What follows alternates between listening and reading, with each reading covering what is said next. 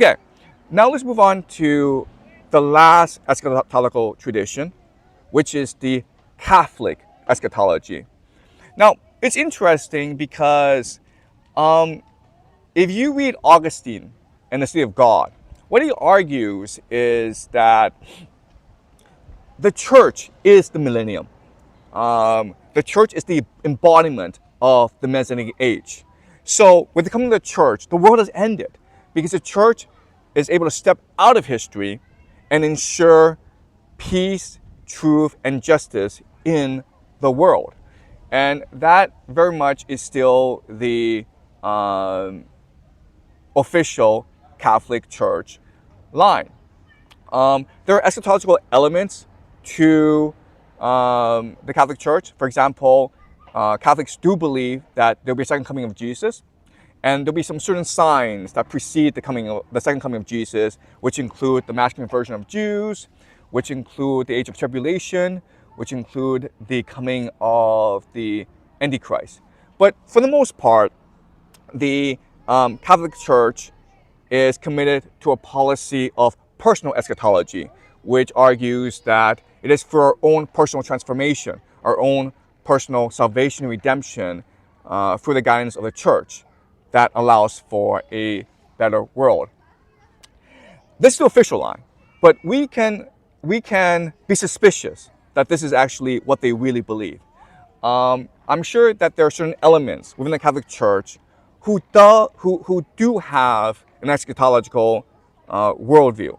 Okay, and there are three reasons why I would think the church, many elements in the church, want radical global transformation. Okay, so let's look at these three reasons. First of all, we have to remember the origins of the Catholic Church. It started out as a secret conspiracy against the Roman Empire, and it succeeded. Okay, so the Catholic Church is very good at conspiracies. In fact, it really developed the world's first intelligence agency, first global intelligence agency. There are certain elements within the Catholic Church, the Jesuits, Opus Dei, which are famous for their effectiveness, their organization, their strategy. Okay, so that's the first thing we have to remember about the Catholic Church. They are very good at conspiracies. In fact, they're so good, we don't even talk about their conspiracies. So if you go online on Twitter, on social media, everyone's talking about the deep state. Everyone's talking about the Jews. Everyone's talking about the City of London. But no one's talking about the Catholic Church. That's really weird. You have books and books and books of how Jews have influenced history, but very few books on how the Catholic Church influenced history. I would think that the most powerful, wealthiest, and most secretive organization in human history for the past 2,000 years, they would have a much greater impact on human history than the Jews. Okay, so the second thing to remember about the Catholic Church is before the Anglo-American Empire, they were the empire. Okay, they had 1,000 years from the fall of Rome until the rise of the British Empire, when they were in charge, when they were the de facto power in the world. And for many, they believed that was the Messianic age. That was the millennium. That was the most perfect age, the most glorious age in human history. And we screwed it up. We threw it away with the rise of the British Empire. And therefore, we must return to that golden age when the Catholic Church was the dominant empire in the world. And the third thing to remember about the Catholic Church is they really are the most powerful non-state organization in the whole world. They have a global network. They have 1 billion followers. If there is a global catastrophe, they are the most ready to rebuild the world after it collapses. So these are major advantages for the Catholic Church, and that's why I think that there are many elements within the Catholic Church who do have an eschatological worldview. They have a plan to conquer the world, and they are slowly implemented. Okay? So having said that, let's go over the major opposition, the opponents of the Catholic Church. Well, the first major opponent, of course, is the Anglo-American Empire. And the Anglo-American Empire represents, of course, Enlightenment principles, neoliberalism, materialism, capitalism, Protestantism. Okay, and remember, the Protestants and Catholics hate each other.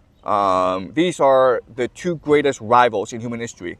Their wars have cost millions of lives. Okay, so that's the first major opponent to the Catholic Empire that the Catholic Church must destroy. Okay, the Anglo-American Empire. Second opponent is the nation state. So in Augustine's formulation, the church is outside of history. It is above history. It controls history. But with the French Revolution, the idea of a nation state came into being. And the idea of a nation state is that it is above church. Okay? And that's why in France, there's such an emphasis on the separation of church and state. So obviously the Catholic Church wants to reverse this order. And in order to reverse this order, it really has to destroy the concept of the nation state. Okay, and the third major opponent is really modernity itself, the cult of the individual, which celebrates materialism, hedonism, pleasure, multiculturalism. Okay, so the church needs to destroy all three forces if it is to resume the millennium. And we can suspect that there's already a plan in place. And the Catholic Church stands a very good chance of achieving its eschatology. So let's look at the three signs that the Catholic Church has a plan in motion. Well, the current Vice President of the United States, J.D. Vance, he is a recent Catholic convert. The new Pope is an American. Okay, I don't think these are coincidences. I think this is all part of a larger plan. We also have to remember that the Catholic Church is embedded into the institution of power in the United States. So 6 of the 9 Supreme Court justices are Catholic. Okay. Also, the CIA was founded with the help of the Vatican. So William Donovan, who was the founder of the OSS, the precursor to the CIA, he was a Catholic who was very good friends with the Pope. Also, when the CIA came into being, it had a mandate to fight communism around the world. The problem was that at that time, the CIA didn't have a global network. The Vatican did have a global intelligence network, and so the CIA and the Vatican formed a holy alliance against communism. And there have been so many CIA directors who are Catholic that the CIA has been nicknamed Catholics in Action or the Catholic Intelligence Agency. Okay, so the Vatican and the CIA are very, very close. Another sign is that the Catholic religion is growing very, very fast in America. Right now, it's about 22% of the American population, but all those immigrants that are coming to America, half of them are Catholic. And these are the legal immigrants. We're not counting the illegal immigrants who are majority Catholic. And also, remember, Catholics have more children than Protestant families. So the demographic trend looks very good for the Catholic faith. But we can also argue that if there's an American Civil War, a second Civil War, and the institutions of authority are destroyed, the American Catholics are in the best position to capture the American state. And if they're able to capture the American state, then they would control the world. Okay, so I think there are some fanatics within the Catholic Church who want to initiate a second American Civil War because they believe that this war will create the opportunity for the Catholic Church to control America and thus destroy all three of its major opponents: the Anglo-American Empire, the nation state, and modernity itself.